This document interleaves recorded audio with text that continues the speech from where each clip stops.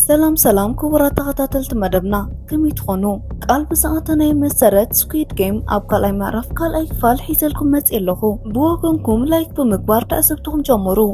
ኣብ ናይቲ ማል መደብና ከም ዝረኣናዮ ሲያንግ ንዓመታት ዝደልዩ ዝነበረ ሰብ ከም ዝተረኣየን እቶም ዝረኸብዎ ክልተ ሰራሕተኛታት ድማ ኣብ ኢድ ወዲቖም ሕማቕ ከም ዝረኸቡን ኣብ መወዳእቱ ድማ ሲያንግ ናብ ገጹ ኣብ ተመለሰሉ እዋን ምስቲ ዝደልዩ ዝነበረ ሰብ ከም ዝተረኸበን ብናይ ራሻ ሽጉጥ ጌም ተፃዊቶም እቲ ሰብ ገዛ ርእሱ ከም ዘጥፍአን እቲ ፖሊስ ጁን ድማ ድሕሪ ሕክምና ንሓውን ነታ ደሰይትን ንሲያንግን ኣብ ምድላይ ከም ዘሎ ርኢና ነርና። ኣብ ናይ ሎም መደብና ድማ ጂሁን ነቶም ናይ ሲያንግ ሰባት ብምክትታል ናብ ናይ ሲያንግ መንበሪ ኣብ ፓርላማ በፅሐ። ድሕሪዚ ናይ ሽጉጥ ተኩሲ ስለ ዝሰምዐ ብቕልጡፍ ካብ መኪና ብምውራድ ናብ ፖላሶ ምርሐ። ኣብ ተመሳሳሊ እዋን ሲያንግ ድማ ነቲ ነብሲ ብሽጉጥ ዘድፈአ ሰብ እንዳተዓሰበ ከሎ እንተቐቲልካኒ ናይቶም ናይዚ ስኩዊድ ጌም ኣመሓደርቲ ኣድራሻ ኣብ ጅባይ ክትረክብ ኢኻ ዝበሎ ዘኪሩ ጅብኡ ድሕሪ ምፍታሽ ዝተዓሸገት ካርዲ ክረክብ ከሎ ንዕዘብ። እቲ መማር ፖሊስ ጁን ድማ ናብቲ ፖላስ ኣትዩ ሕድሕድ ክላሳት ኣብ ዝፍትሸሉ ዝነበረ እቲ ቤት ባድለ ዝኽደን ዝተጨወየን ዝተሳቀየን ካብኡ እውን ሓላፊኡ ቅድሚ ዓይኑ ስሞተን ሰራሕተኛ ናይ ሲያንግ ይረኽቦ። ድሕሪዚ ዝተኣሰረሉ ገመድ ብምፍታሕ ሲያንግ ኣበይ ከም ዘሎ ምስ ሓተቶ እሱ ድማ ኣብ ቁፅሪ ገዛ 410 ከም ዘሎ ነገሮ። ጂሁን ድማ ቀልጢፉ ናብቲ ዝተባህሉ ክላስ ኣምርሐ።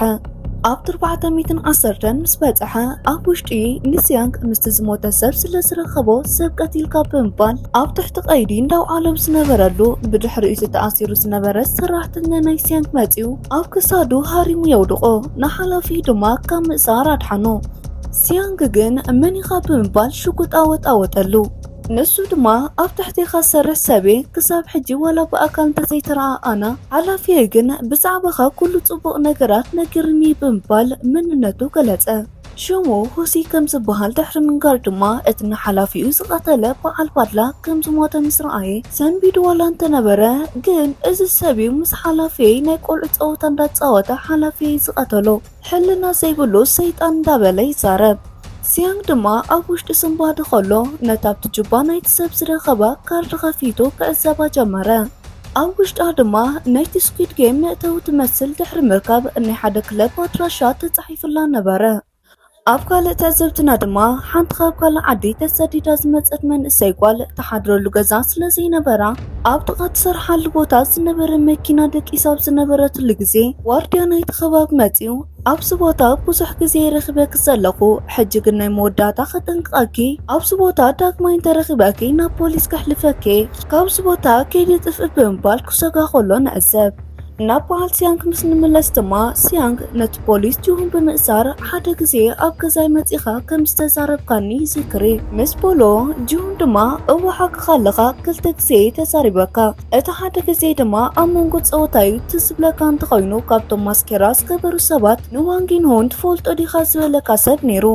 እቲ ቀይሕ ክዳን ተኸዲኑ ማስኬራታት ዝገበረ ሰብ ኣነ ነይረ ብምባል ይነግሮ። ሲያንግ ድማ በቲ ዝነገሮ ነገር ድንግርግር ኢልዎ ካብቶም ናይ ስኩዊድ ጌም ኣባላት ሓደ መሲልዎ ኣብ ዝነበረሉ እዋን ጂሁን ግን ኣነ ናብቲ ጌም ዝኣተ ኩሉ ዝጠፍአ ሓወይ ንምርካብ ኢለየ ምስ በሎ ብዛዕባ እቲ ሞይቱ ዘሎ ሰብ ይሓቶ።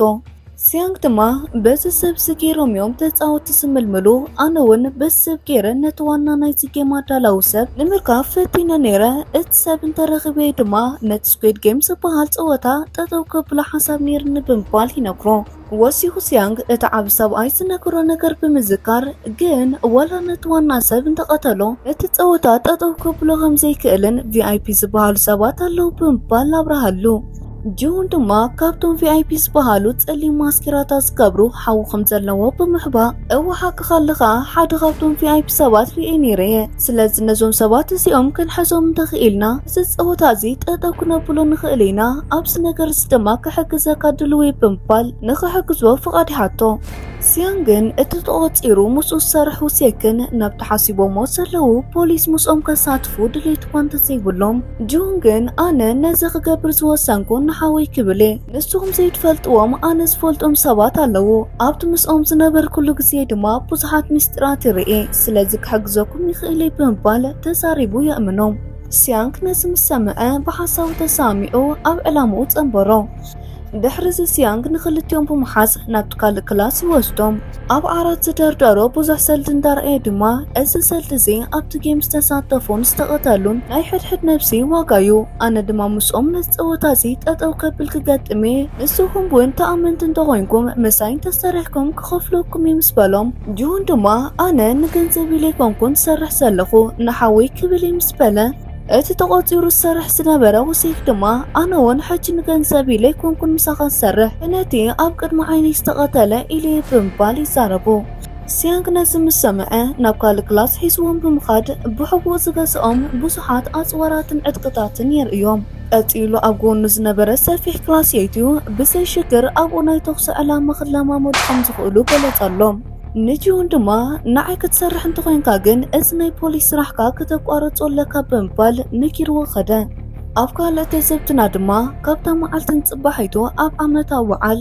ብዙሓት ባምቡላታት ዝተኸደኑ ንቆልዑ ከስሕቁን ከዘናግዑን ንዕዘብ ሓንቲ ህፃን ትጽቢያ ዝነበረት ኣብ ናይ ማንቲለ ባምቡላ ሰኣተወት ጓል ናብታ ቆልዓ ቀሪባ ሌካሊካ ሂባታ ኸይዳላ እታ ቆልዓ ኣብ ወረቐት ዝሰኣለቶ ባምቡላ ብምሓዝ ናብቲ መዕረፊ ናይቶም ባምቡላ ዝተኸደኑ ሰባት ከደ ኣብቲ ውሽጢ እታ ናይ ማንቲለ ባምቡላ ጌራ ዝነበረት ጓል ነቲ ባምቡላ ምስ ኣውፃቶ እታ መኪና ተሓድር ዝነበረት ጓል ምዃና ንርዳእ እታ ቆልዓ ድማ ነቲ ዝሰኣለቶ ወረቐት ብምሓዝ ናብታ ማንቲለ ባምቡላ ከደትሞ ነቲ ወረቐት ኣበርከተትላ ቀፂላ እታ ቆልዓ ኣብ ምስኪና ክትወፅእ ክትብል ሓደ ባምቡላ ካብ ርእሱ ዘውፅአ ሰብርያ ክትበክ ጀመረት ኣቦኣ መፂኡ ይእብዳ እሞ ሓቂፉ ይወስዳ በዚ ድማ እታ ቆልዓ ናይ ደም ካንሰር ከም ዘለዋን ንሕክምና ድማ ብዙሕ ወፃእ ከም ዘድልያን ክዛረቡ ከለዉ ይስማዕ ናብ ሲያንግ ምስ ንኸይድ ድማ ናብ ኣደቲ ሲያንግ ኣብ መጀመርያ ሲዝን ኣብ ናይ መወዳእታ ፀወታ ዘኢሩ ዝቆተሎ ቤስት ዓርኩ ዝነበረ ሲያንግ ቦስ ኣማዕድዩ ይዕዘበን ኣሎ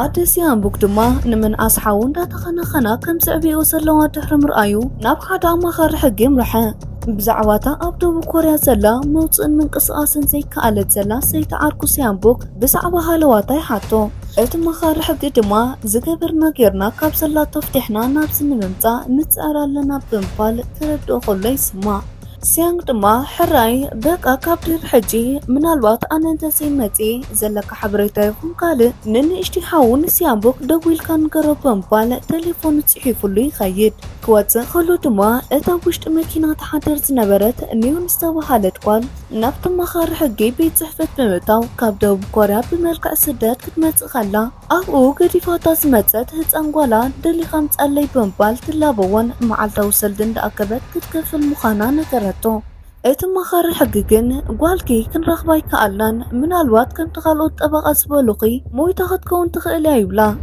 ኒዮን ድማ ብዛሃባ መልሲ ተስፋ ቆሪፃ ናብታ ተሓድረላ መኪና ብምኻድ መድሃኒት ኣብሲሓ ብምውሳድ መስተ እንዳሰተየት ኣብ ዝነበረትሉ እዋን ናይታ መኪና ማዕፆ ተኳኺሑ ሓደ ላምባዲና ዝሓሰ ሰብ ድማ ሽማ ፀዊዑ ነቲ ናብቲ ናይ ስኩዊድ ጌም ዘእቱ ካርዲ ሂብዋ ይኸይድ ጁን ድማ ነታ ብናይ ኣዲኡ ትእዛዝ ሞተት ሰይቲ ዓብ ሓው መበል 50 ዓመታ ብምዃኑ ናብ መቓብራ ብምኻድ ዕምባባ ቀሚጥላን ንዝተወሰነ ኣብኡ ድሕሪ ምፅናሕ ንምሸቱ ናብ ኣዲኡ ምርሐ ድራር እንዳበልዑ ከለዉ ድማ ኣዲኡ ነታ ዝሞተት ሰይቲ ወዳ ኣብቲ ሰዓቲ ተኸድና ከም ዝነበረትን ኣብ መወዳእቱ ግን ገንዘብ ሓፂርዋ ከም ዝሞተት ድሕሪ ምዝራብ ኣብ ዳዕሳን ምስ ቁርቋርን ተፀሚዳ ኣብቲ ግዜይቲ ገለ ካብ ክፋላት ኣካላት ሸይጣን ተዝኸውን ነይረ ከድሕና ይኽእል ነይረ ብምባል ክትጣዓስን ክትዛረብን ከላ ወዳ ጁን ድማ ወዳ ወይ ሓው መራሒ ናይቲ ስኩዊድ ጌም ከም ዝኾነ ዋላ ፈሊጡ እንተነበረ ነዲኡ ግን ሓቢኢላ ነበረ እሞ ሕጂ ድማ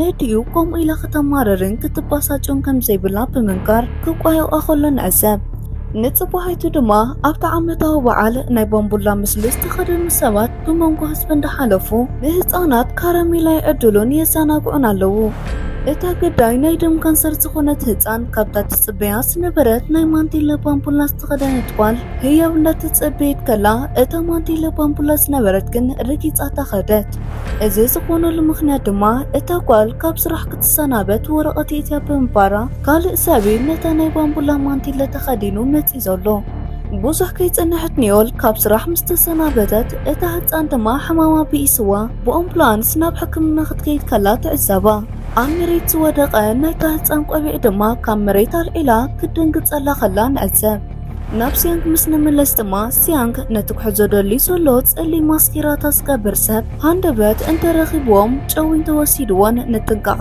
ኣብ ታሕቲ ኩርምቱ ናይ ጂፒኤስ መከታተሊ ብሓደ ዶክተር ይትከለሉሎ። እቲ ዶክተር ድማ ጽቡቕ ገይሩ ስርሑ ድሕሪ ምሳሙ ጽቡቕ ክፍሊት ተኸፊልዎ ክኸይድ ከሎ ንወል ሓደ ሰብ ብዛዕባ እዚ ጉዳይ ከይዛረብ ኣጠንቅቖም ይልቕዎ።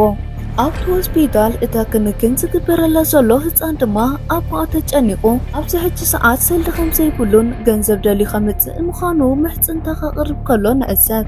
ኒውል ድማ ንቧ ክዛረብ ሰሚዓቶ በታ ቆልዓ እንዳሓዘነት ናብ ዝነበረቶ ብምእታው ቆቢዓ ቀሚጣትላ ኸደት። በዓል ሲያንግ ድማ ብውትድርና ንፉዓት ሰብ ሞያ ቆፂሮም ሲያንግ ናብቲ ተቆፂርዎ ዘሎ ክለብ ኣብ ዝኸደሉ ሰዓት ነቶም መራሕቲ ናይቲ ጌምን ብፍላይ ድማ ነቲ ጸሊም ማስኬራታ ዝኽደን ናይ ቪአይፒ ሰብን ንምሓስ ላማ ብምግባር ይለማመዱ። ምናልባት እዚ ቀዳማይ ዕላምኦም ክኾነሎም ተዘይክኢሉን ንሲያንግ ሒዞም ናብቲ ጌም ዞን እንተወሲዶሞ ድማ እቲ ብስኑ ዘሎ መከታተሊ ጂፒኤስ ተሓጊዞም ናብ ዘለዎ ቦታ ንኽመጽኡ ይሰምዑ።